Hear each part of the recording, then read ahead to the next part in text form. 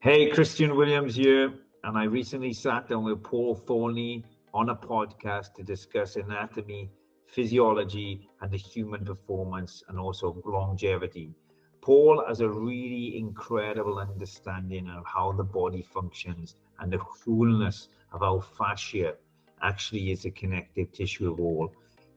His teachings goes kind of against the grain and what we discuss in this controversial topic, where we can see that there are agendas controlling the teaching system, which Paul is very passionate to override and share the truths that he's been able to acquire over the years just from his passion to dive deep into human anatomy. Paul is a neuromuscular therapist. He's a medical exercise specialist, myofascial Pilates instructor. He is black belt in karate. He's a judoist, if that's what we can call it. He is an incredible man. He's full of charisma. He's full of passion. And his studies and dedication of the coolness of the human body and how the entire fascia matrix works through stress and rest is exactly what we're going to dive deep into today. Paul is a genius and he's an international teacher, and we will witness that in very motion and how he expresses himself so clearly and passionately and convictingly that we only have one option, and that's to listen to a man with a word. And that word has come here today to speak to you as well as me. I'm very excited for this podcast, and it was a privilege to sit down with Paul. Without further ado, I'm going to let you continue and make up your own mind on some of the things that Paul is discussing. And like always, if you haven't done yet, please subscribe to this channel. Please comment any questions you have below. Share this content. The only way that both Paul and people like myself can continue sharing is if our content gets exposed to the right people and the right people get to appreciate our message. Enjoy the episode. #Bull Mode.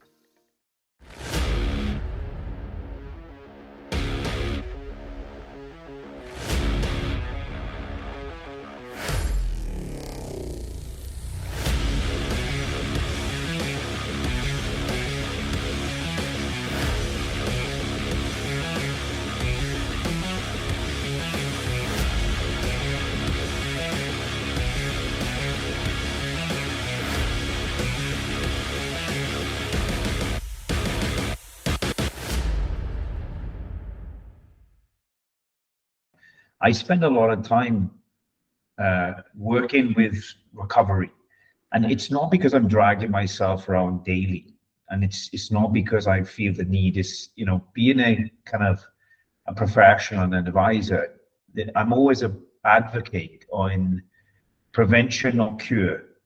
So some of the things I do daily, like for example, because I'm spending a lot of time on the bike right now, I'm doing up to 15 hours a week. I know that this position is not longevity going to serve me. So a lot of the things I'm doing are almost like counterbalancing some of the position that I know I'm going to be in. So, a lot of mid-back work, a lot of glute activation, a lot of flexibility, a lot of opening of my hips and hamstrings. And it's not necessarily because these areas are tight. It's just because I know if I'm doing these things daily, then it's going to get accumulation of tightness is going to build if I don't compensate right now. Well, that's where our opinions would vary, because you can't compensate for something that your body's adapted to. Yeah. So let's dive into it, right? So I want to go from the beginning. Go for it. Start from the beginning. I kind of know a lot about you, not a lot of what you have to offer, but I've seen you around, and you've met on many occasions, and I'm always blown away by the amount of knowledge and passion that you have. But also, I just love your charisma. I love your energy. I love I just love how you convey that, and it's so convicting. It's really genuine. I mean, looking at your history, you come from karate from 7 years of age, black belt karate. 19, you joined the Royal Forces, so definitely very disciplined individual, working yourself in that domain. 30 years old, you kind of feel like a change, you want to get into something maybe that you've been a bit more passionate or maybe obsessed with, and you decided to work with individuals with their body functioning. Tell me a little bit about the history of Paul right now. You know, what took you from that 7-year-old child into all these different combat sports? And I would say, as well as sport, I want to, you know, tie in the word martial art, and art is a form of expression, right? So, you know, you definitely, from a young age, you had this awareness of movement, right? Because when you learn different martial arts, it's about flow, it's about essence, it's about understanding energy, right? So you've adopted all this within you. When did that kind of, I want to use the word obsession with the intricacy of how the body really functions on a, you know, anatomy point of view, start building with you and in you? And what was the trigger that decided you to leave the Royal Forces and pursue a different career completely? Well, it's my story makes a book, and I don't mean it to be. I wasn't trying to have an elaborate life. Life unfolded before me, but it all comes down to the people I met. I have no direction. I don't have any educational thread. I was just very lucky. I always say fortunate, because you never know who you're going to meet on your journey, right? On your life story.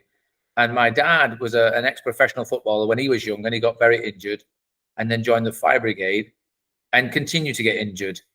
But he needed a new knee from the age of 18. And he didn't get his new knee till he was 72, because he wouldn't do it until he got on the health service. Yes, he wouldn't pay for it.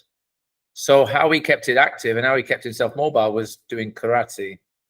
So it was through him and him watching his eldest son, that was me, and my brother, who were very small people, he decided that it would be good that we started karate at a young age, because he was already getting the benefit of himself. And he encouraged us to do every sport. He was very good into sports himself. He was very sporty. And he said, guys, go and try everything you can as young kids. Try everything. And I did. I tried every single sport. I love all sports. Although I don't believe people are designed to do exercise, and I formed that opinion over my life, I love exercise. I love movement. I love doing all sorts of things and challenging myself. But at the heart of it, having tried everything, I started karate at 7. And the reason I always blame the way I've turned out, if you call it charisma, I call it dedication, to my first instructor. And his name is Alec Laurie. And that guy is, again, same age as my dad now. He's now 76, and he looks 30. We hate him. He's such a good-looking dude, because he was a professional footballer for Liverpool for a long time. And back in the 80s, when Liverpool were a prolific force, and they were prolific because they approached training differently. And they did that from the youth team all the way through to the senior team and the A team, and all the way into the first division team, yeah, the one we all know, all the famous footballers. And they were different because they had a different approach to training the body for longevity. In the day when they were smoking at halftime and having oranges and a beer, Liverpool took a different stance, which is why they dominated. And he came from that background, and he was obsessed with understanding movement. And Alec, when he did his own training, he trained with some serious people, again, who he was lucky enough and fortunate enough to be trained by. And there was just no allowance for doing it poorly. It just was not allowed. It was a different discipline. It was a very brutal environment at the time. And so when he started his club and I was then introduced to it, there was no juniors, children's class or adults class. It was just the karate class. And I stood at one end of the room as a 7-year-old. And then by the time I got to 19, I was at the other end as one of his senior grades. And I was going on tour with him as one of his senior students, because I was young enough to take the beatings he was giving me in front of people, because he trained me to such a level of excellence that I was very proud to call myself his student. But what my defining moment, I always say this to people, is if you're going to learn something, you must be able to share it. And that was his ethos. The moment I knew how to do something, even at 7 and 8 years old, I remember he would make you go up to the senior grades up the line and teach them to see if you had the confidence to remember what you've been taught and share it properly. Because if you could share it, it meant you understood it, not that you were just repeating it and you were just copying something that you could remember. You had to be able to share and explain it.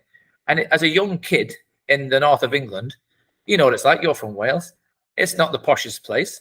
People speak their mind, and you have to find the right dialogue to express yourself properly without using any profanities, and without, you have to project your confidence. And I'm not a confident guy. I'm quite an introvert, because I get very nervous when I'm presenting. But I'd like to understand what I'm talking about so I can present confidently. And I still get nervous to this day, and I'm 53 and I present a lot. But I think being shy and slightly introverted has helped me, because it helps me slow down, because I get quite erratic and get passionate about what I'm saying. But it makes me think about what I'm saying, because I realize it has to come across so that people can interpret what I'm saying the way I'm saying it, not misinterpret it because I've not explained it well enough. And that comes from those early years in the karate. And I only got as far as I did, and as injury-free as I did, because I paid attention to the quality of the movement, not just the aggression of doing it. And I realized, as somebody who's quite tiny, we're quite short guys, right? You're what, 5'5", 5'6"? Mm-hmm. And I'm 5'7.5", right? And we want to keep that half. I've never grown a millimeter higher. But the point was, I was able to compete with these much bigger guys, much stronger guys, because I had a better technique. I didn't do gym work. I wasn't muscular. I was quite stocky. But my technique was my bread and butter, and I got really good at it. And I realized where my bias was, where my potential was. And it was not doing the splits. It was bringing them down to my height so I could kick them in the head in front of me, rather than trying to reach the head way above me. So I learned to strategize. I learned to use me better. So I lasted longer, and I excelled at my particular opportunities. In those days, there was no point scoring. There was no like dancing around. You were fighting, and you got good at it, even though you didn't like it. It was really a very intimidating scenario, and you fought men as a boy. And then they put you into categories, and then it became more organized as it developed and got more popular. So it was a baptism of fire, really. But it stood me. It created the character I am, and it created the resilience, and my approach to learning is what's threaded through my life then. So when I joined the military, like you said, I loved it. I needed that discipline. I absolutely excelled in the military because I liked it. It suited my character. I didn't find it monotonous. I liked that I was being told to do something, but do it well. And that then, because of the British military, we get a lot of opportunity to use your own initiative. They want you to use your initiative. You're not like the Americans, where there's 1,000 people to do one job. In the military, in the British, there's one person to do one job, but you've got many responsibilities. And if you can coordinate together with other like-minded people, we get the most amazing things achieved. And I really loved it. I absolutely loved the military. I only came out early because of one of my first mistakes, which was getting married really early, right? And God bless her, she was a lovely woman, and she's the mother of my 2 fab kids. But she was Irish of descent. I met her in the Middle East, and she was Irish. And when we moved back to the UK and then Germany, they didn't treat her very well because she was a Paddy. And I defended her rather than look for the career. So I left and went to Ireland, and I got into refueling the jets for Shell. And I did that for a number of years. And then while I was there, I was really, this is my life now. So I've gone from this really disciplined, organized, challenging, thought-provoking environment into a very monotonous environment where I was paid lots of money. I had a great pension in my belt. I could see my future because all of my colleagues were in their 60s and 70s, and I was a young man at 30. And I was like, oh my God, if I stay here one more day, I'm going to be here for 40 more years. This is it. I could see the car outside in the car park. I could see the Mercedes they all had. I knew the house that they had. I knew the 2 weeks that they had in their home in Spain. But I knew the hundreds of hours a week they were doing in overtime, because that was just the nature of the job at the time. And I thought, if I don't leave today, my life is over. And it just wasn't for me. So I left, and I asked my boss at the time, I said, I need to retire. And he said, what are you going to do? I said, I don't know, but it must be something with more purpose than this.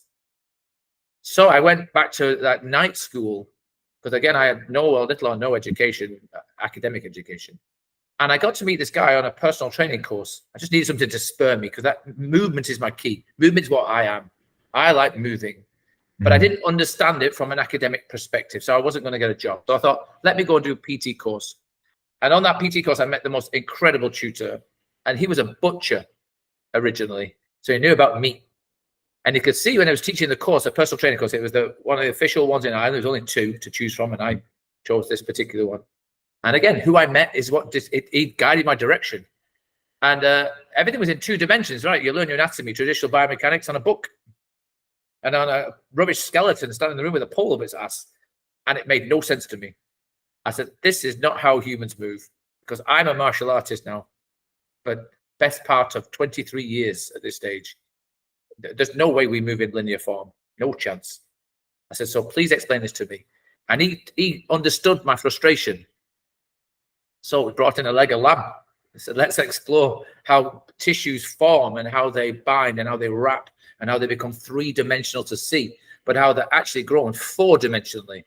And that's when my windows opened. That's where my literal curiosity, but freedom to learn anatomy was exposed. I said, now we're talking. Your quads are not at the front of your leg. We just name them that because it's a label. The quads wrap right around the back. Now I can think about it. Now I can see why people favor a rotation. Now I can see why they have a dominance. Now I can see why they're limited. Okay, now I can influence. So I did that course and I did really well. I really enjoyed it. And I got into it. I didn't like becoming an aerobics instructor as part of the module because I don't dance for toffee, but it was part of the thing and I did it. And I joined the local class with all the farmers' wives and made a fool of myself for 6 months till I could pass. But it just wasn't for me. The fitness world was not for me because I just didn't like teaching classes that way. It was like pointless. It was fun, but it was like, this is not what I'm about. It's too ad lib. It's too made up. It's just too repetitive with no specific direction really. And as much as I like doing classes myself, I love doing step aerobics. I love you going to class. I'll enjoy it, but I don't want to teach it. So this instructor noticed that and he said, listen, Paul, you've really got your hands on this anatomy. And I think you would be well served treating the injuries that you've highlighted that you've seen in the gym. And I said, well, if gym work is so good, why are they all so broken? Like, it would just confuse me. If the health and fitness injuries is the way we go to fix and make people strong and give them longevity of choice, why are they all struggling and with injuries? It really upset me. So there was a new course came out at the time. It was brand new in Dublin, and it was called Neuromuscular Therapy. And you have to go for an interview to go and meet the people. And I went and I met my next huge influence, and he's still my mentor to this day. And that's over 20 years now. And his name is John Sharkey. And he's a clinical anatomist. And I've been doing dissection courses for the last 10 years with him around the world. And him and a gentleman named Leon Chaitow, who is a world famous author and osteopath and naturopath. I believe Leon's uncle actually invented osteopathy in the old days. So he's got a real true lineage. But as he's retired from osteopathy from the University of London, they decided, him and John, to create a new course which was more practical based. Rather than a 7-year osteopathic course, they did a 4.5-year neuromuscular therapy course where they took all of these techniques that they had and gave them to a manual therapist without the overwhelming theory that you have to do a thesis. So it's very practical, organized. There was a lot of theory involved, but what they wanted to do was try to change the world slowly. So instead of tackling the health and fitness and biomechanical world head on, they almost said, let's parachute behind the lines and do it sneakily. And I said, what do you mean? He says, well, there are no muscles in the body. We are not a musculoskeletal system. We know this, but the world doesn't. And to change every textbook in the world and Gray's Anatomy and all of the prolific research that's done based on biomechanics, it will cause a tsunami of chaos. So let's do it slowly. And what they meant by that was, we are fascia. So from day one, we were taught from the perspective of, we use biomechanics, which is over 500 years old, based on the work from René Descartes and Bellini and all these really cool guys. But it's just a map of the body, but it's an inaccurate map. And at the time, it reflected what we knew at the time when we had the Industrial Revolution and we were using carpentry and buildings to explain human movement and mechanics, because it what made sense at the time. But in the 21st century, it makes no sense whatsoever, because we have access to the body now. We can see it in living time. We've got better technology to reflect what we see and understand what we see cellularly. So we had to change, and these guys were trying to change and stride forward. And I just happened to be so lucky, right place, right time, to be on one of the first leading courses of it. And there I was. So I've been talking about fascia my whole life. for the last 20 odd years. And what it's done is it helped me see the body differently. And now I could see why people were injuring themselves, because I was looking at it from a unique perspective, because everybody is uniquely asymmetrical. And this notion that we have to be symmetrical is crazy, because we're not robots. Every single person is unique because they formed and grew themselves. We're a very self-developing, self-organizing, self-growing organism. There is nothing hard in the body. Even bones are fascia. They're just starched. You grew yourself as the one, not in parts and pieces that were connected together at any stage. And what I did, it gave me the license to challenge the traditional academic approach and go, well, now I can understand it better. I'll challenge it. So I did.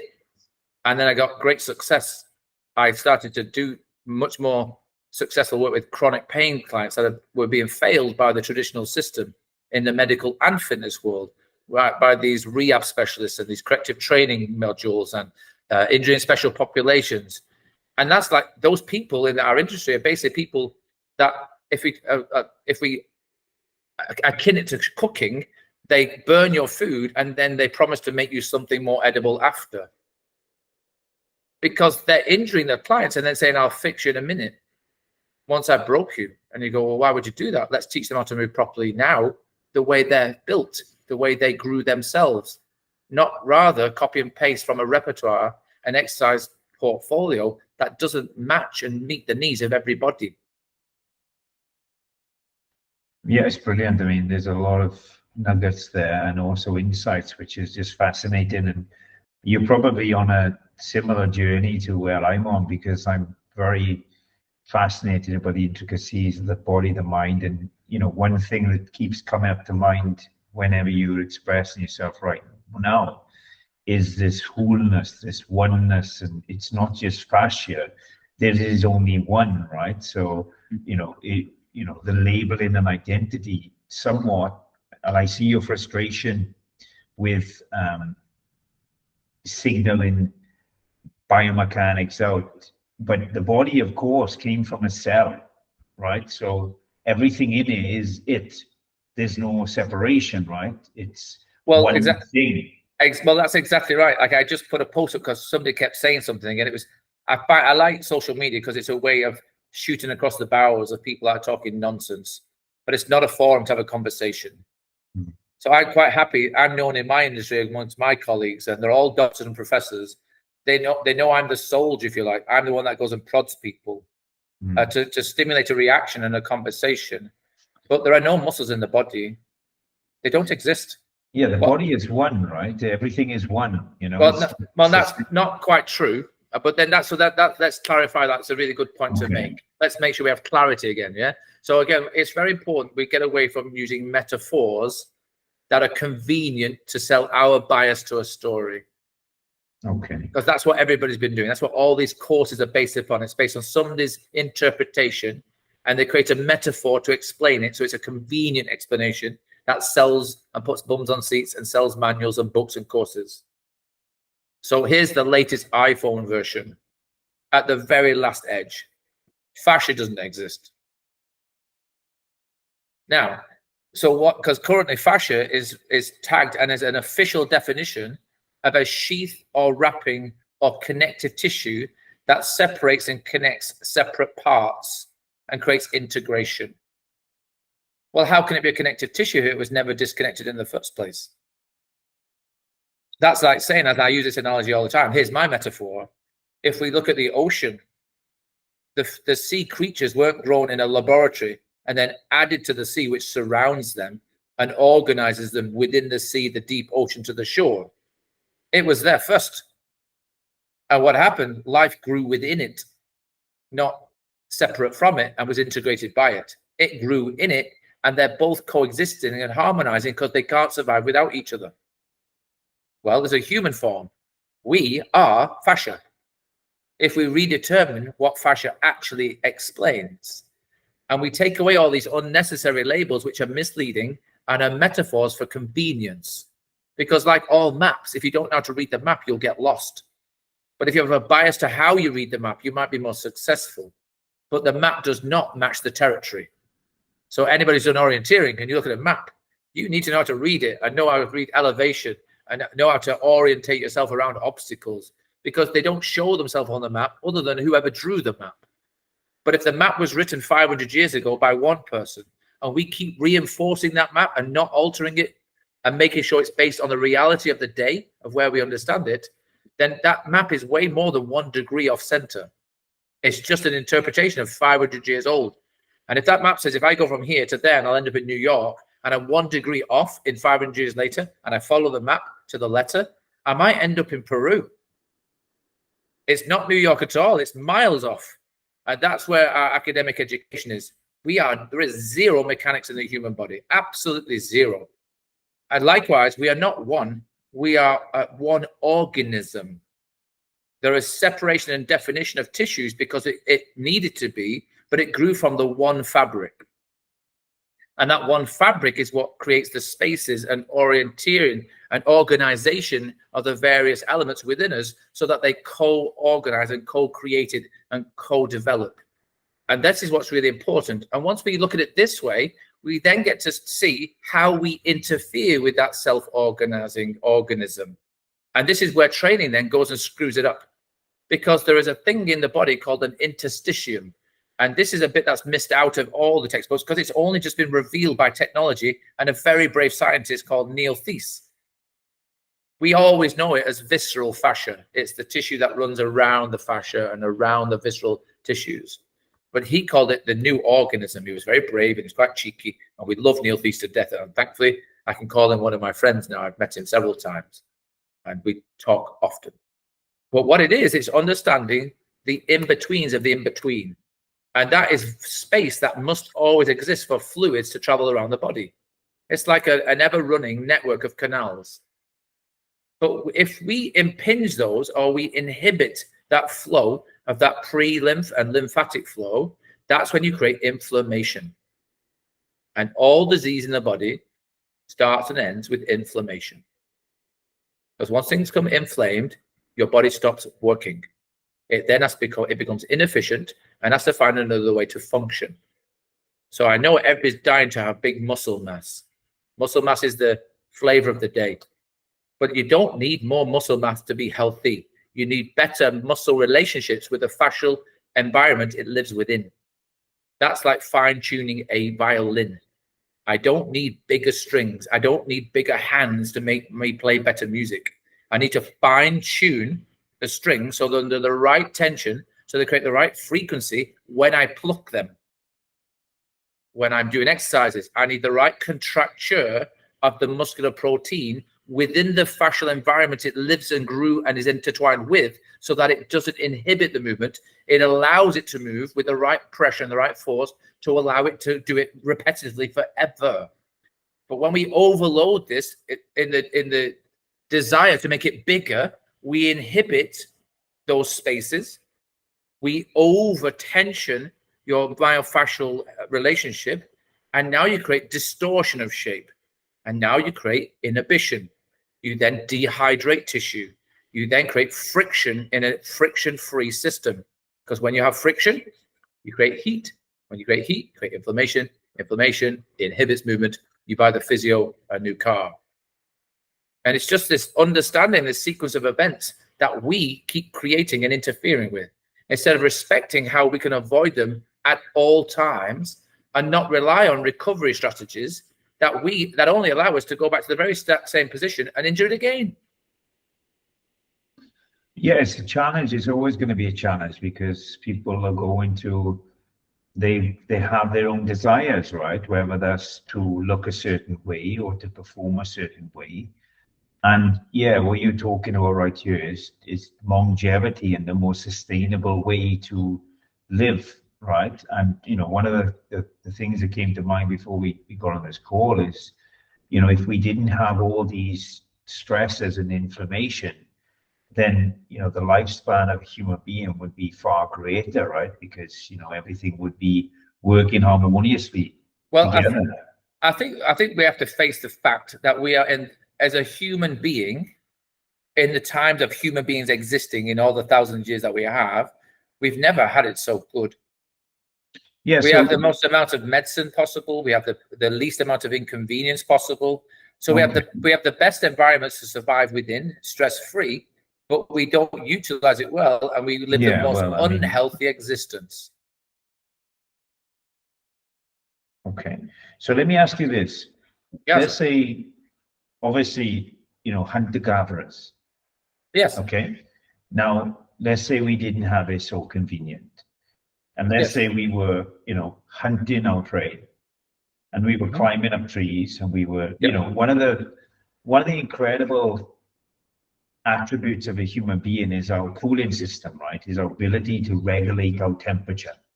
And we do that because we use our tongue and our lungs differently. That's true. Yeah, so we have been able to, one of the reasons we've been able to climb to the food chain is because of our endurance ability, right? We can sustain that energy for so long with the preservance of not overeating, etc. So we don't get as fatigued as maybe our prey.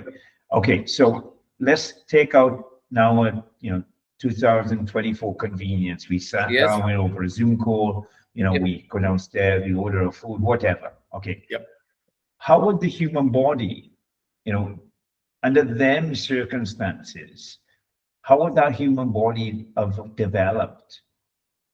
Because there would be a lot more, would it be a lot more? There'd be a lot of frontal movement. There'd be a lot of, hunting, pulling, climbing, but wouldn't that human being then be in an environment where muscle would be getting broke down, adaptations would be taking place? Yes. And would that be very similar to what many people try to mirror, let's say, because they're so stationary? Well, this is a great point, right? You have to think of stationary and elite on a spectrum, and you want to be somewhere between the both, right? Here's the problem with humans. We forgot that we're part of nature. We forgot that we are an organic tissue in an organic world, but we've created an unorganic society, and that's dictating our movement protocols. And we're trying to chase this longevity of health by then going into more false arenas, call them gyms, call them studios, call them whatever you want, using machinery that emulates living activities that do not serve the lifestyle that they're going to then take that situation into, back into the office, back into the airplane, back into wherever they are. So they're not training for the body that they've evolved into. And what we then do, we compound the shape that they have to sustain and manage and have resilience within for basically the better part of their whole life. For instance, I have a pilot right now. That dude flies international every single day, and his roster is crazy. And he's trying to have a healthy body by doing 3 training sessions a week when he's in situ here, and tries to do it when he's in his hotel, when he's away. And every time he trains, he compounds the fact that his shape is not designed to exercise, because he is now a collapsed turtle. But he's now trying to do all this excessive training to rectify it. And this is my point to you. We become the shape we live. You cannot compensate that. That's like if a tree, like think of a bonsai tree. If the bonsai tree shapes and curves, because everything in the human body is as round as your eyeball. Everything is about roundness and chirality. What that means is things counter-rotate. And without counter-rotation, you have shearing. Shearing, inflammation, so on, so on. We've spoke about that. So, but if you don't have rotation in your life, you're not a rotating being. That's why when we go for these runs, we're efficient. We have nice strides. We're on uneven ground more often as we were. Now everything is flat. We try to simulate those uneven grounds by doing a hill. I'm doing an incline. You ride bikes here. They're all flat. I did somebody who rode a bike from John O'Groats all the way up to down to Land's End. She didn't make it 15 miles without breaking a knee, because when she got there, there's trucks.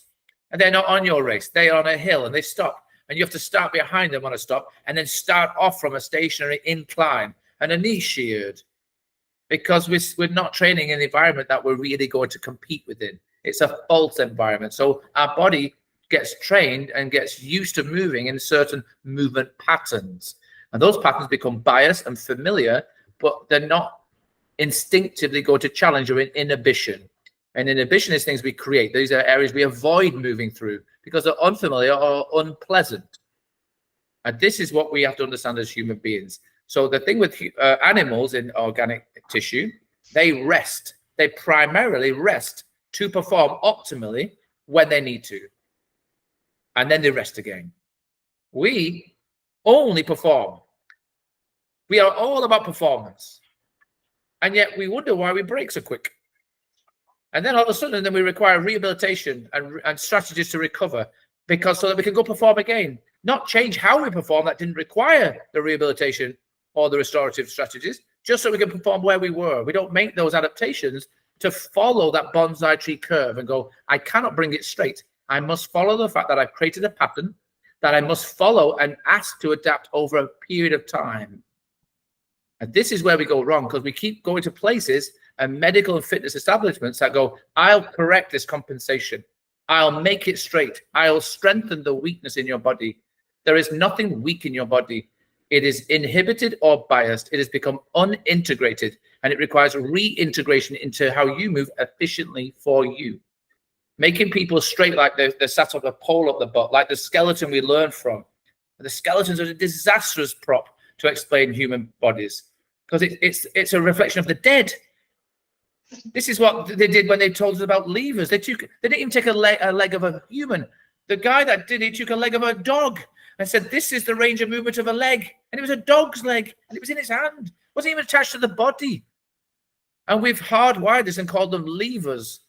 And it's really important that we understand what we're talking about. So we stop getting confused. We start talking about the reality of the organism that we are in the environment that we live in today. And that's why exercise is a disaster for human beings, because if it worked, nobody would be injured. And the fact is, everybody is injured and carrying some dysfunction or limitation that they're just managing. And the thing is, we're not designed to exercise, but we are designed to do incredible movement. And the two things are vastly different. And if you can appreciate somebody's shape and they're biased to a movement style, encourage that. That is awesome. If you like dancing, refine dancing. It's all about refinement, become skillful, acquire pleasure out of your movement. Yes. And then you have longevity of choice, not longevity of life. I know some of the fittest people in the world over my lifetime now at 53. I've met some incredibly talented, fit people, and they dropped dead on me the next day. Died. I know some of the most sedentary, fat, useless lumps in the world, and they've outlived everybody I've ever met. It's just the look of the draw. But longevity of choice is something we all have access to. And that choice to do, I choose to do jiu-jitsu. I choose to put my body through brutality 4 days a week, because I inform myself of how to make my tissue, and I teach it to recover itself. And I teach it to have the time so it can resynthesize the collagen it requires, so I don't accumulate strain and then end up with a limitation which stops me doing the thing I like doing. If in the moment of madness, somebody tears my tissue and I require time off, then I give my tissue time off to heal, and I know the protocols to follow.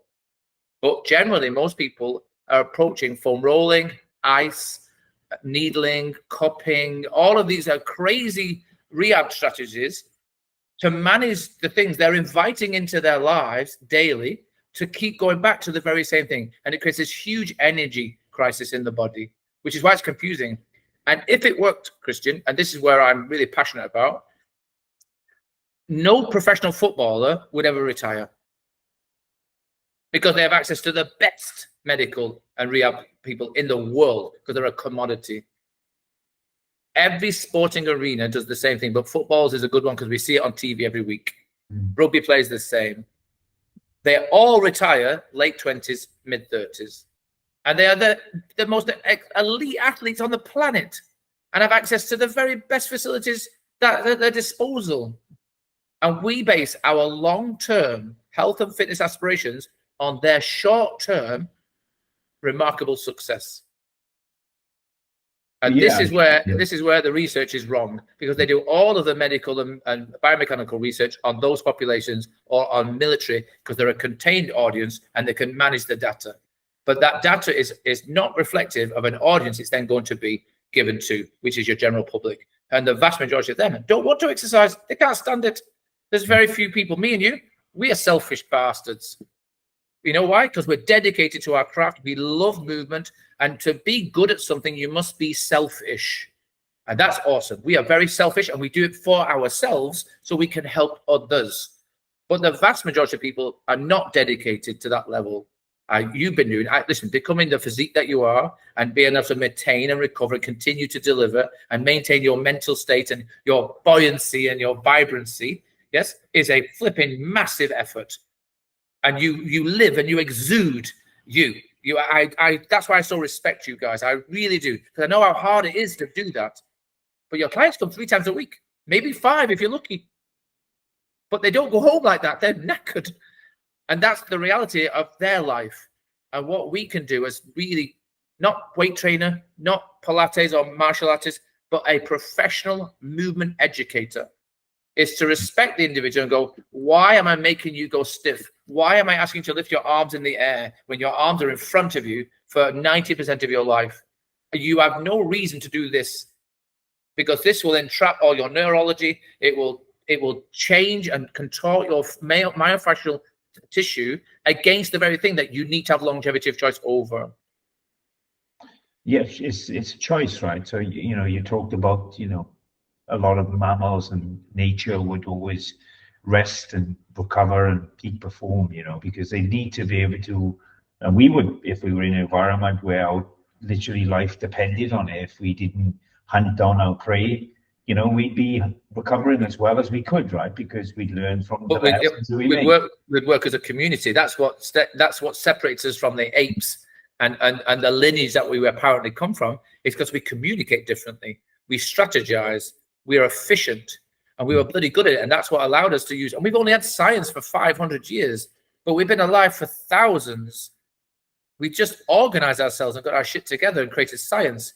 But we're not dictated by science. We're influenced by it. You can't prove anything because it will be disproved tomorrow.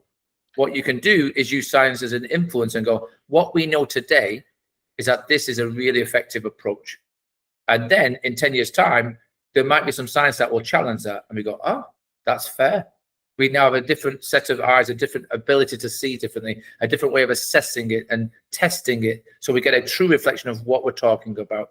But right now we're being bound by, in our world and the health and medical fitness, by an outdated, inappropriate view of a human living organism we call a human being. And until that changes, then we are keep propping up an industry that is already $1 trillion industry. There is absolutely no reason for rehabilitation. Zero. Unless we say everybody needs to go through this torture of health and fitness, and we'll keep feeding that industry. Because remember, physio shouldn't exist. They need you to be broken to have any role. Yeah, but what do you do for this person then who flies, multiple flights and is sat down? You're saying that you train them in that pattern where they spend it the most of their time? Well, so here's what's good, right? So this is what I do to him. He came to me, he showed me all of his reports, and I have a chart on my wall. And it's a 3 strikes and out approach. To the therapist, the fitness instructor, the corrective and rehabilitative specialist, I don't care who they are, and surgeon, they're on the wall. And if I get 3 bad reviews of them, we don't talk about them ever again. This guy had 5 of these people that had multiple failures on the wall. And I always give the therapist the fair crap, because they work very hard, and often the client doesn't do what they've been asked to do. They don't tolerate, they don't adhere to the protocols. But the way they're approaching rehabilitation for this guy, it was compounding his issue. And because they were doing the standardized way of strengthening his weaknesses.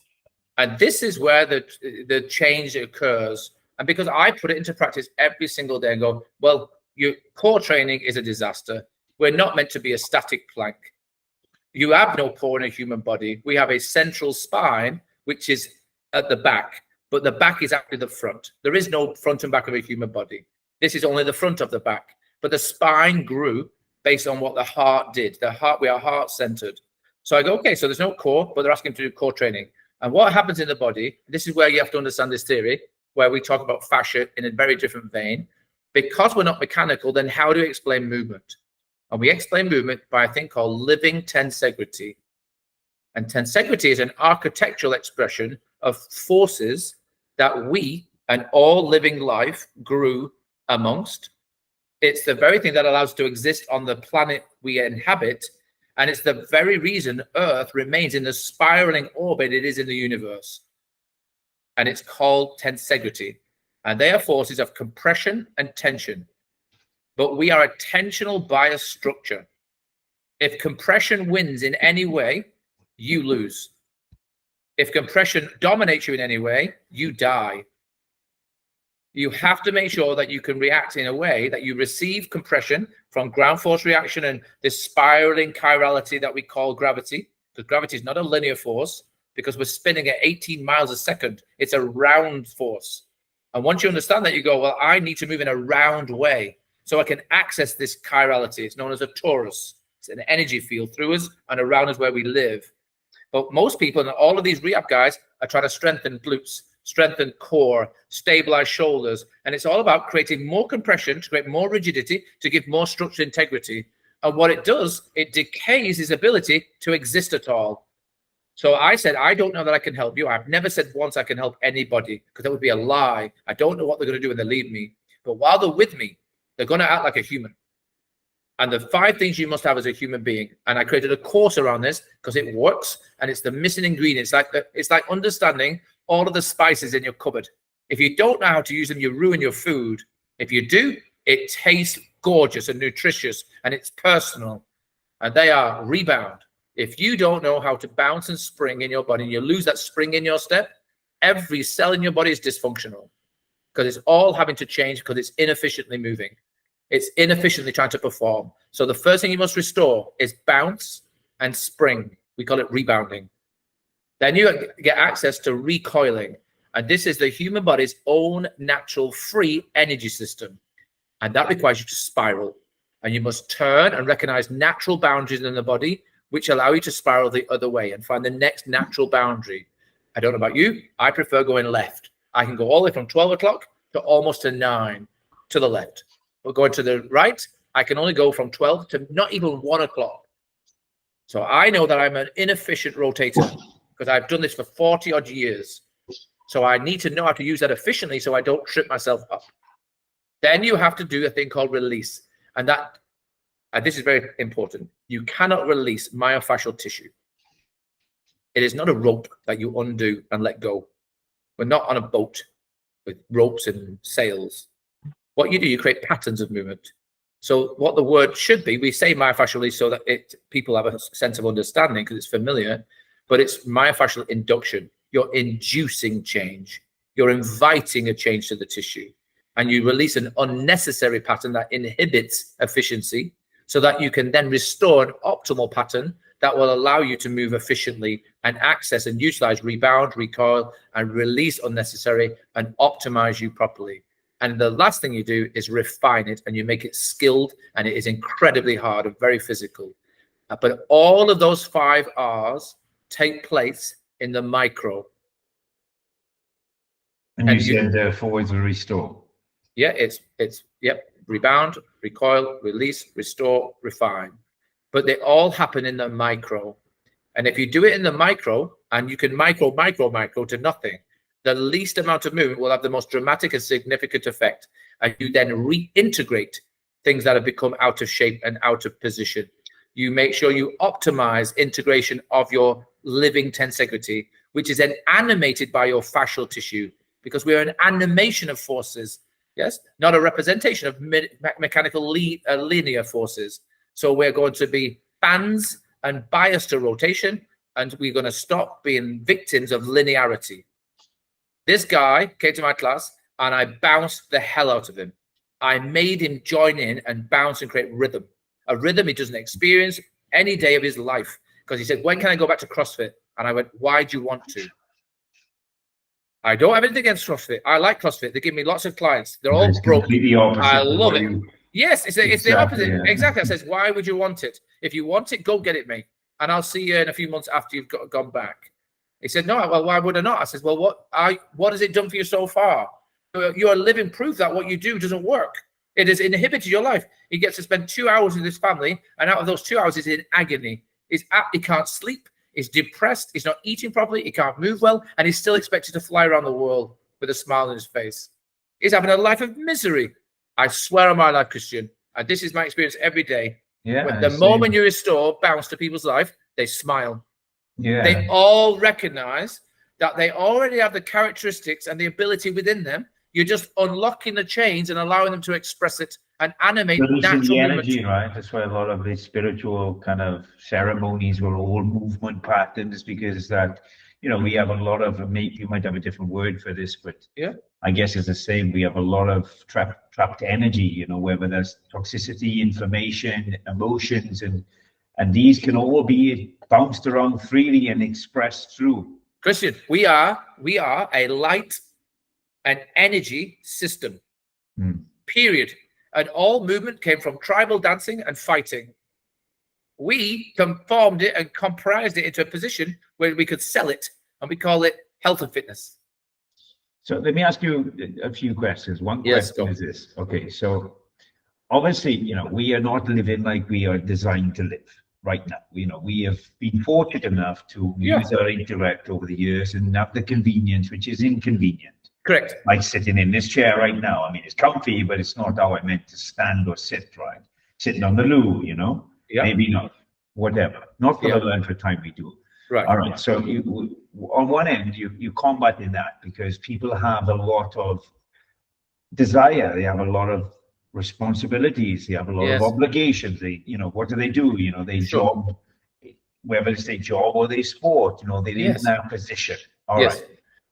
So how do you work and combat that, first of all? Or if it's a case of you've got an athlete who is performing a particular movement pattern that is, you know, putting him in a state of, you know, abuse, let's say. Yes. How are you correcting that? And also, how are you minimizing the information that can be caused by that? Because if the choice is made of like, I am going to do this anyway. Okay, what are some of your strategies and some of the maybe conversations you would have with these particular, well, every person you probably meet? That's right, we do. You're absolutely right, Christian. You have to have that conversation because I don't live with them. I'm not competing with them in their chosen field. I've trained Tiger Woods. I was lucky 5 times. I was very lucky. Got to see how he tortured himself and took him and crippled his body. But he was an elite athlete. But he was one of those people that took his body to the threshold of negativity and it couldn't adapt any further for him. Boom, over.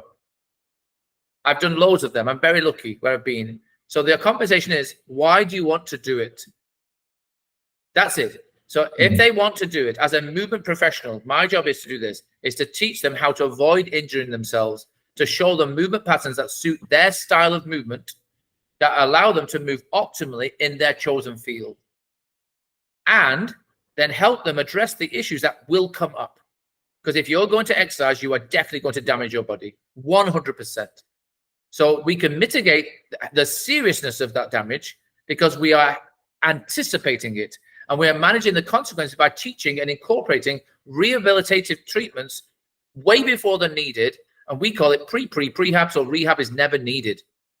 And it's not as an add-on, it is a primary form of movement that allows you to allow when you do high intensity work, which is really cool, it's great fun, but you should only do 2 of them a week because you require 56 hours for your collagenous tissue to resynthesize, format itself properly, and reinvest itself so that it creates the right pattern within you, if you know how to do that.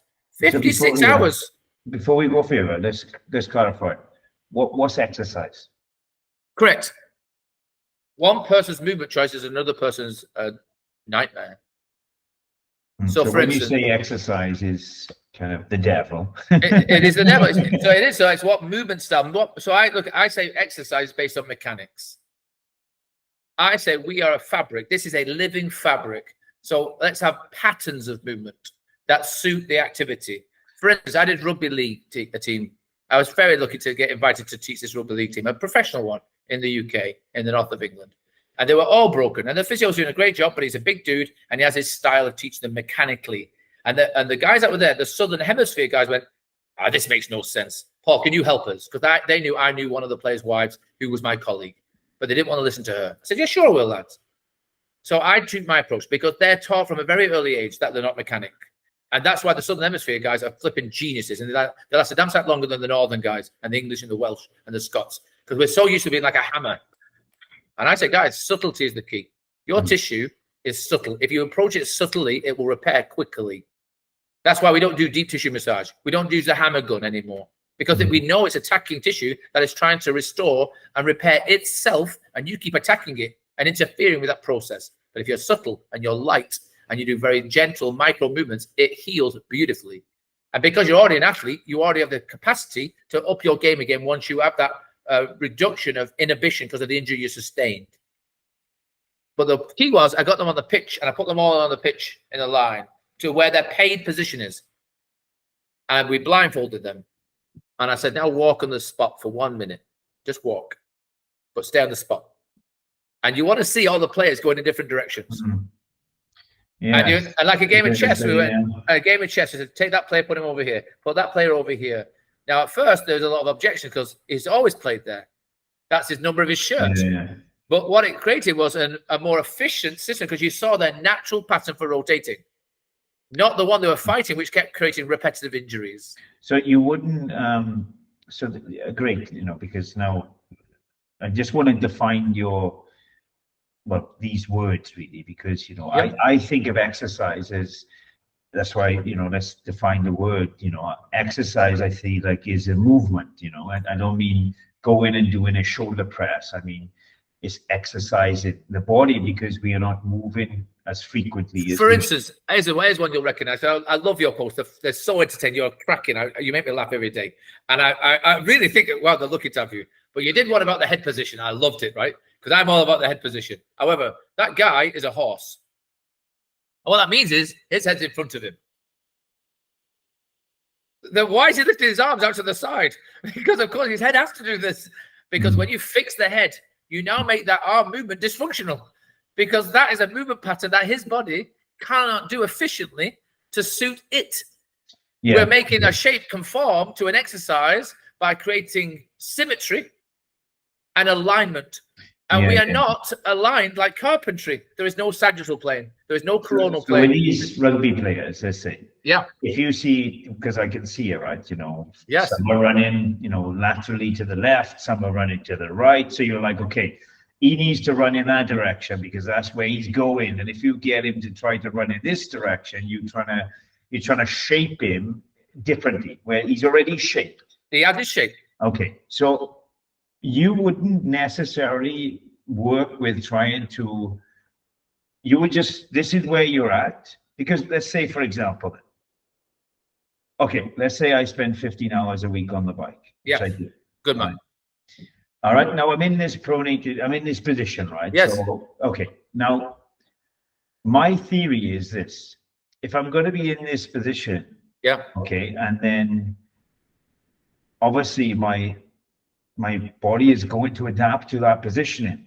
Yeah, you're going to become a turtle, for sure. Right. So a lot of my exercising is to try to ensure that when I pick up a bag off the floor, or I pick my son up, that I'm in a good neutral spine, let's call it, if that's what you can be happy with that word. Well, not really, but go on. I don't slip a disc. How can you say that? Well, it's just the understanding of, if I keep doing this for long enough, then if you keep doing it for long enough, it's going to adapt into this positioning. 100%. You're going to create this curvature. Okay. And then you're going to rectify that by trying to keep doing exercise that pull you up. You're trying to combat the thing you're doing by doing something else to almost add a balance to it, a counteraction to it. Yeah. Yeah, of course. Exactly. So would you say that if I came into your laboratory, and you saw these, now let's say fast forward, because I've been cycling very much. Yes. Fast forward 2 years, and I've already got these, let's say they're imbalances, because I wasn't born that way. It's not like, they you created them. You created them, yeah. So then would you be working to rebalance this? I don't want to rebalance anything. You're not a fish tank. Okay. So what you are is this: you are a constantly adapting structure, and you need to be aware that you have to be able to constantly adapt, not strengthen something that you perceive to be weaker. Okay. Because this is where the dysfunction becomes in exercising. You cannot make something stronger without challenging and deforming something else. Okay, so let's take these rugby players again. Go for it. So these rugby players, they are running like, you know, they got their eyes. I do the same test for people, by the way. Good. I tell them, close their eyes, march on the spot. I stay in line. Well, brilliant, because they have no idea. No. They're in circles. Make sure you tape it so they see it. I do, yeah. I do. And it's brilliant. And I often do it, to be honest, when somebody is even new, and it's good, right? Because you're teaching them something that's individual about them. Correct. Okay, now, let's say this person has a lateral shift. Severely to the left, and they're like going in circles. Right. Now, they're not going to walk up the high street in this direction. They're going to have to walk in this direction. Great.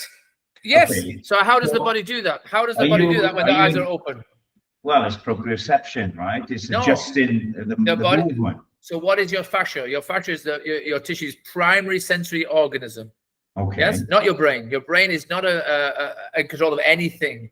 It just remembers how you did it, and then it has a pattern. But you challenge everything instinctively.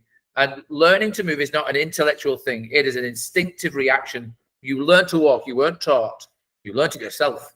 Like anything, learning is instinctive. So when you show that reflection of this rotational bias, whatever it happens to be, you have to say, keep your eyes open. Now, don't move off that spot.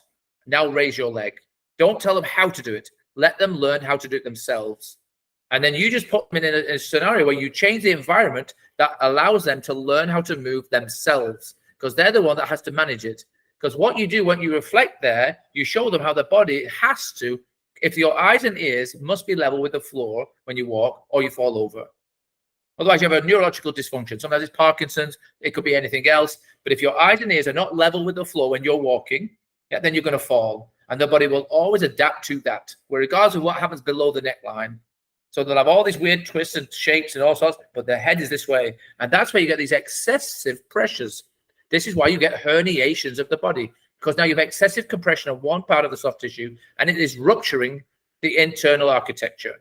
And eventually it will herniate. It will rupture. It can't help it. It's not designed to take that force forever. So we teach them how to recognize that first and how to influence these counter-rotating forces that they must learn to reincorporate into themselves. Remember, I need to make sure they can bounce on the spot and not go all over the place like a pogo stick. I need to show them how to get this free energy recoiling so they can turn efficiently whilst on the spot and then in motion. You know, let's say somebody has this type of structure. Yeah. Like, you know, let's take this pilot, for example. If he's flying 40 plus whatever hours in that position, he's spending 3 hours a week with you. I mean, is that going to be adequate enough to? No, I told him it's not. I don't live with him. He has to choose to be human. He can either own this pain and dysfunction, it's his, or he can decide to get rid of it. And then he has to make proper lifestyle choices. I'm not married to him. I'm not his employer. I don't deal with his food. I'm not his psychologist. I just can spot how he is moving structurally, and I can give him advice. It's his choice to make these huge changes in his life. It's up to him, but he needs to be aware that the choices he's making. And when I showed him in that class that he had a different option and he felt it and went, well, I've not felt that before. You didn't restrict my movement. You allowed me to explore it. I didn't hijack his experience and tell him what to feel. I let him express how he felt and let him move himself. I just gave him guidance and an environment to be safe to move and to undo these limiting shapes and patterns he's created, and he was sustaining and enduring, and they were torturing him. And once I gave him options, because that's my job, is to be a guider. It's like if you're learning to cook, my job is to teach you how to not burn the food and make it edible. If I'm a driving instructor, I don't get out of the car until I know you're competent to not kill somebody. Our job in movement is to make sure that they can move themselves efficiently, and we can take them anywhere then. I can take somebody who's very sedentary, just to move nice and gentle and play with their kids. I can take an athlete from just standard to Olympic, because if you've done it, we're doing it all the time with the group that we work with. It's so cool. But we have to understand where we're taking them and why, but we only play a small role in their long life. They have to know that they're responsible for the outcome, not me. And now you're good. Like I had a guy, another one, a polo rider. What a top guy. But he was in pain, he was in agony. And he owns a whole fleet of horses. And when I went to see him, I says, who's lifting who? Are you carrying the horse? Because his whole training regime was to get strong legs, strong quads, strong everything, doing more squats than a kangaroo. And I said, why are you training this way when you're on the horse? I says, please ask your vet or the guy who looks after the horses, how are the horses doing? I said, what do you mean? I said, they're made of exactly the same tissue as you, and you two are symbiotic. If you've got a glitch or a bias, now you either impose it on the horse, or it adapts it itself, or it will resist it, and you'll fight each other. And he went, all right, okay. So he did. He asked his vet, he said, yeah, you're right. These two horses behave this way. This horse does this. I said, okay, good. So let's leave the horses. Let's focus on you. And we changed his whole training, all of it, to focus on how he moved efficiently so he could play polo. And it took us a few weeks to change things. We had a habit. And once we did, guess what? The horses changed. We didn't touch the horse. And once he got on the horse, he started to ride better. The horses recovered better. They performed better together. They had less strains. They didn't accumulate dysfunction. They didn't have to change so often. They recovered much faster. They didn't get the same repetitive strain and injuries that they had subsequently. Yeah, Paul, I love it. I mean, one thing I genuinely love about you is your conviction and your passion and your ability to continuously be thirsty for knowledge, because you genuinely just, Christian, I hold myself accountable, because remember, I have got no medical degree, none. I've been around a lot of medical people. I surround myself with professors and doctors. You'll see on my website and the company I'm with, they're all doctors, clinical anatomists, professors of this, that, and the other. And then little Paul is there. But I would been lucky to be invited into that group because I kept chasing after them and challenging them. What are you talking about? Because I have to deal with the audience, and I have to translate all of this amazing research and all of this great data that they're coming up with and make it useful to the audience I teach, whether it's my students or my colleagues or my clients, because it has to be useful. Otherwise, it's not useful. And then I have to apply it. So I thought, well, I'll apply it on me. But I also, if I hold myself accountable, then I audit my colleagues. I audit my competitors, because I have to be the advocate of my clientele, because they don't know. They've not gone through any of the training I've gone, this continuous training. Why should they? They're busy doing their lives. So we have an ownership of authority of ourselves and to audit our own industry. And quite frankly, it's not doing a good job. It's just milking an audience that doesn't know any better. That's why the insurance companies get 12 sessions. Why would you fix them in one go when you get 12? Now, not to say this, everybody's doing a bad job. The vast majority are working very hard under very hard circumstances. But if we can teach an audience not to require them, then the ones that really need the help of the medical team will get seen properly and in a timely fashion. But there are so many people utilizing a health system all over the world, yes, inappropriately and unnecessarily, because they're not taking responsibility for their own body, because we're not teaching them how to. Yeah. You know, I can see your frustration, and also what I don't just see the accountability you have. It's a deep passion to, you know, you could ask me of like, why do I train and why do I push myself? I'm really passionate to explore the depths within me. Yeah, that's what it's about, and I'm fascinated. It's like, why do I go out and endure this pain and determine what's pain and suffering, and what's the triggers that are going to allow me to push through, and the motivations, and where can I feel my body at, whether it's pain or whether it's, you know, a revolution, or, you know, when I'm doing a weight training session, you know, it was all internal. It was as much as you developed it external, it was an internal experience, is trying to feel the movement. But it's very personal. But it's very personal, right, Christian? And that's the thing. It's a really personal journey. But to enjoy exercise at any level of amateur to professional, you have to enjoy discomfort and pain. That's all part of the process. That's the very nature of it. I remember watching an interview from Thierry Henry, and what a legend footballer. But he was sat there and he said, lads, I was dealing with chronic Achilles pain for years. And when I realized the game was up is when my daughter tapped me on the shoulder and said, tag. And I couldn't chase her. He said, that's it. I'm forcing myself week on week to play against these guys who I don't really care about. I'm just doing because I like football. I'd have made a lot of money, but I've done my bit. But now I can't play with my daughter. I can't run after my daughter in my own garden. I don't love pain that much to tolerate it anymore. I don't. Yeah, so he moves on. That's the thing, And that's the thing, right? And that's the whole point, is that, and that's the thing. The human body can do the most extraordinary things. We've seen that people year on year, decade after decade. It's brilliant what people can do, but they're doing it at the expense of themselves. And that's good. We need them to do that because we admire them. Exactly. We admire them. We admire each other for it. However, everybody bases their expectations on that person. That's not fair. That's unrealistic. I think it takes a level of maturity for sure, and you might have reached that far sooner than some people. But, you know, I mean, it does take that to be more content with longevity. And I think, you know, a lot of the pioneers, I consider you a pioneer because you're deep within your domain of expertise, and you are looking for answers that you can't find, and also the ones that you do find, you bring in a mainstream, which is I've found some amazing answers, but people don't want them because it challenges the status quo. It challenges their convenience, and that's what I'm not frustrated. I'm very happy. Yeah. I'm not trying to deal with the herd. I removed myself from that herd mentality 20 years ago. I said I'll be over here because over here is a lot more interesting life. I've met the most remarkable people who are outside of the herd in the medical world, in the research world, in the dissection labs. You meet the most amazing weird people. It's fantastic. And I'd rather be one of these weirdos on the outside, watching the herd go by, following each other, conforming to society's need to do the same thing. And if you look at the herd, you're dealing with you're dealing with another organism there, right? And that's a global organism of.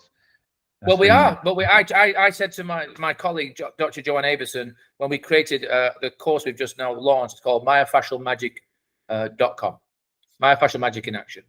And I said, I'll only do it if we take on the world. Why should not everybody know about it? And why do we keep paying homage to people that are very famous, and rightly so, but they're milking a system because they're famous and that they've established themselves in a position where people assume they're right. And you go, well, they're not right because it is not the latest version of the knowledge. It is a version that suits their narrative. Yeah, well, they understand how that organism works, and they are putting them threads. Oh, like, yes, of course, and they're making millions out of it, and good for them. So I just say, well, hang on, we can say thank you, and we applaud everybody because it takes bravery to do what they've done. But it's time to move on and go. Hold on a second. There are no lines in a human body. We are omnidirectional living tissue that is four-dimensionally invaginated, created. There are no lines in the human body, fascial or otherwise, for that matter. Paul, I have a question for you. Last question. Yes, and yes, it's a deep one, really. Go for it. Now, obviously, and I want to finish the question because yes, I want to get to a particular point and just see where it goes with you. So, obviously, you're on your journey and you're meeting people that are just synchronized to come into your path for whatever reason, and you understand in the deeper you go that there's no lines, everything is round, everything is energy spinning, everything is one thing. So essentially there's nothing, everything came from. Okay, so how closer has this took you to your spirituality and your belief in oneness and God, or whatever you can put that up? Have you found yourself understanding the complexities and the harmonious rhythm of existence to find a point in your life, and wherever that point was, where you become more spiritual? And what does that look like now? That's a great question. So I'm very lucky with the company that I choose to keep and the company that I've chosen to delete from my life. And they've been hard and tough decisions throughout my life and the experiences I've had. So, for instance, I'm on my third marriage. And I have 2 kids from my first, who I adore deeply. And I've created some great friends and lifelong friends. And I've let go of friends because we became unfriends, if you like, because of circumstances. And I found my tolerance to accept unnecessary stress, unnecessary, including family. And it's quite relieving, because when you realize this is the only life you'll have, and I personally don't believe in God. That's not my thing. I'm not a spiritual person that way, but I do have a spirit. I believe in spirit because we all came from the same thing and we'll all go back into the same thing. There is no new material coming on earth. We were already here. We already exist. And if you listen to the works of Jaap van der Wald, you didn't grow from a body, you grew through it. You are already here. And I like that because that makes sense to me, because there's no delivery truck every year with bringing new humans. We all came from the same material that already existed on the planet we coexist upon. And what that allows me to do then when I'm teaching, and I teach every week around the world, I'm very lucky to get invited all over America and Canada and Europe and in Asia. I'm very, very lucky that I get invited to talk and interact with. And you can't help but meet like-minded people and other people that don't think like you, but then you have very vibrant conversations. And I love them. I love it when we have people who we have a different opinion, whether we call it disagreement or we just have a different perspective, but it allows for great conversations. And I think that's what's been lost over the last few decades, the art of talking, because people don't talk. They hide in their social media, in their own private lives, in their own psychological issues. That I think is the driving force to why most people look to the health industry, because it's a community of, again, like-minded people who are all struggling for one reason or another. And that's why they go to get tortured for weeks, why they accept pain in a session, because it's meant to be cathartic and it's relieving. But what I find myself doing is going, I'm 53, and I'm really surprised I've got this far, to be honest, but I have. And I love my life. And I don't want to live it in a pain that doesn't serve me. And I don't want somebody else to have to suffer the pain that I'm in and have to look after me, because I know my children are too busy. I know my family are getting older and they've got their own lives to lead. And what I look at is, if I don't look after myself well enough, then I become a burden on other people. So I'm going to make sure I understand this human form as well as I can. And I'm going to make sure it has resilience to recover itself. And I'm going to share that so that everybody can benefit from their own body. That's the only thing they ever truly own. And how you use it is your choice. And if you'd like to torture it and get burnt and go do these extreme adventures, fantastic. Go and do all of them. And I'll be right there by your side and I'll help you recover.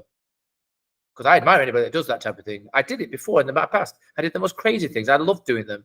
But I realized that there was a finite time to do them within. And I want to enjoy my life. I want to look back and not be a cripple. I want to look back and not look like I see a lot of my heroes of my past, and look at them. Half of them can't stand up because they push their bodies too far.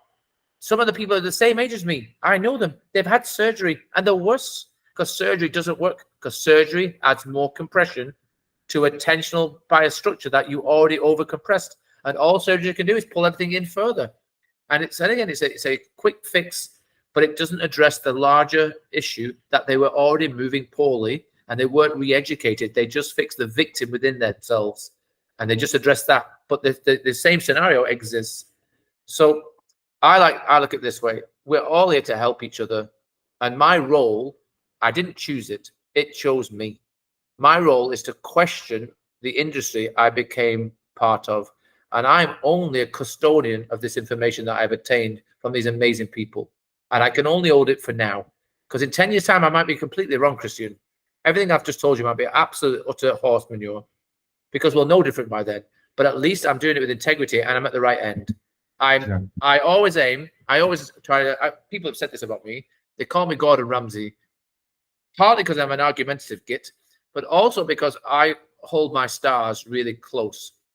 And I've got less stars than a McDonald's server who might have got 5 stars on their chest because they can copy and paste like with the best of them. And they've met a minimum criteria to give you an unsatisfactory meal. But it'll give you a sense of relief for a moment.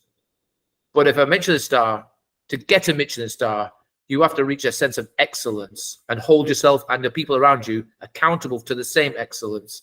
That's colleagues, family, and clients.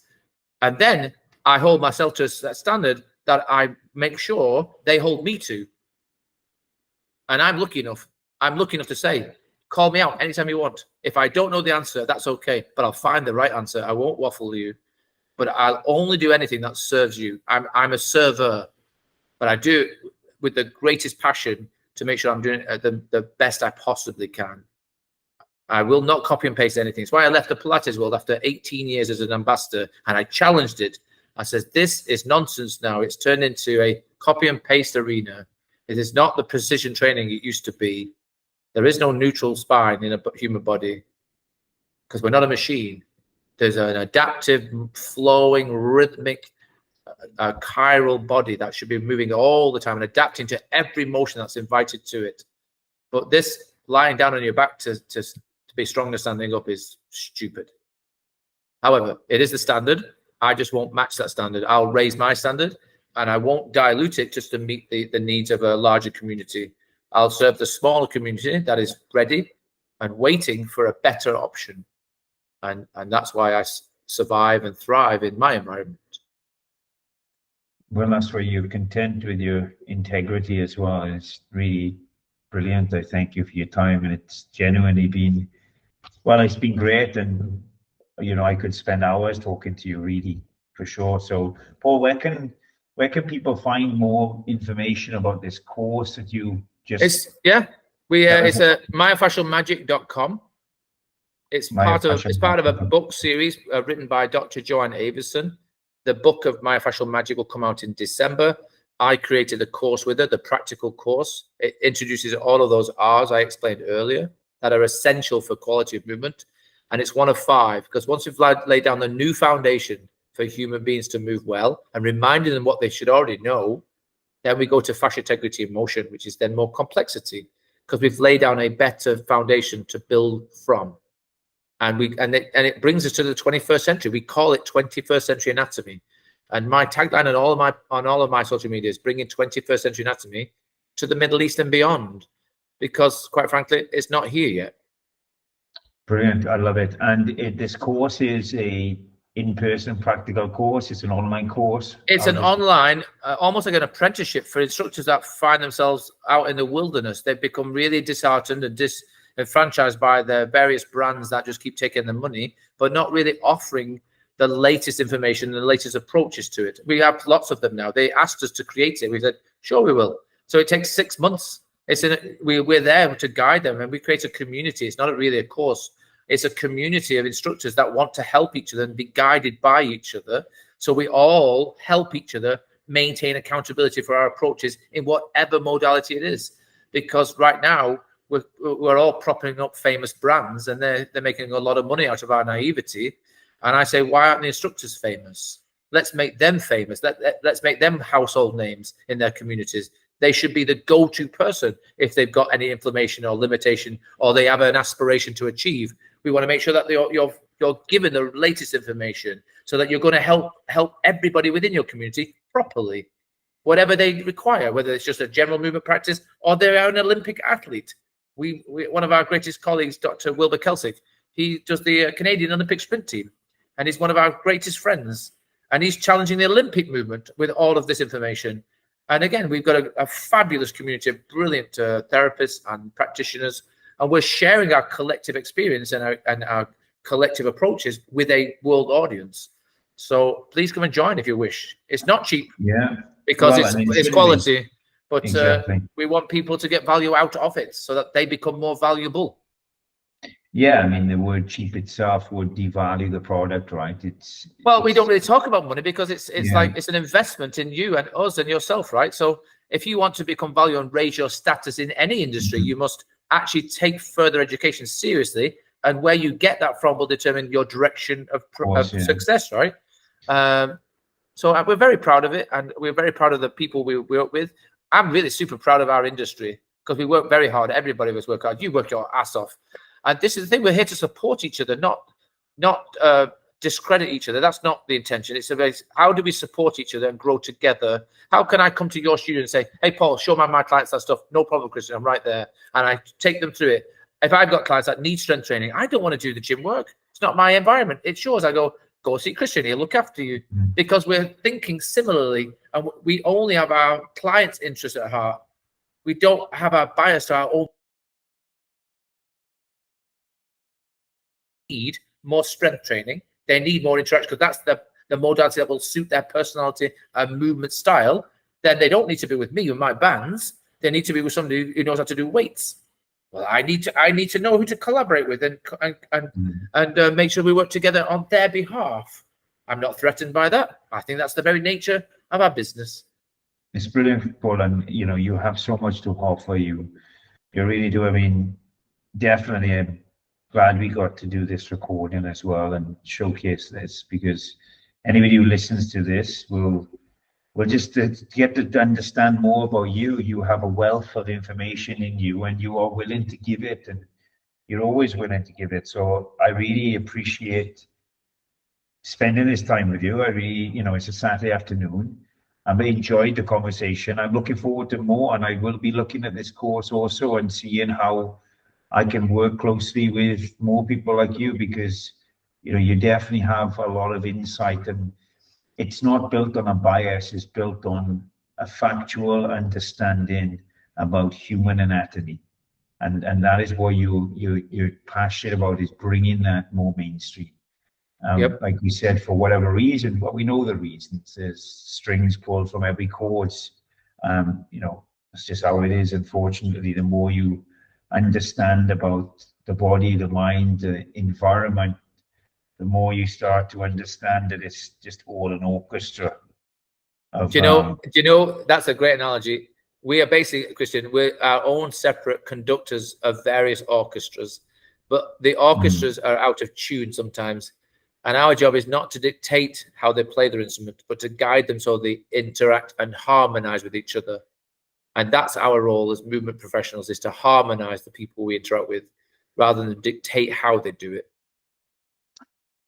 Paul Thornley, it's been an amazing Saturday afternoon. You started off to say that you wasn't much of a dancer. I beg to differ. I've seen you move. Very springy. I can imagine you after a couple of, I don't know if you drink any whiskey, but a couple of, well, probably nothing at all, probably just fresh air and water. So next thing, I think we invite you over to do a bit of an Instagram record, and we bring you into one of our videos. Love to, man. Love to. All right, have a nice afternoon. Take care, man. buddy. All the best. Bye-bye. Bye-bye. Thank you.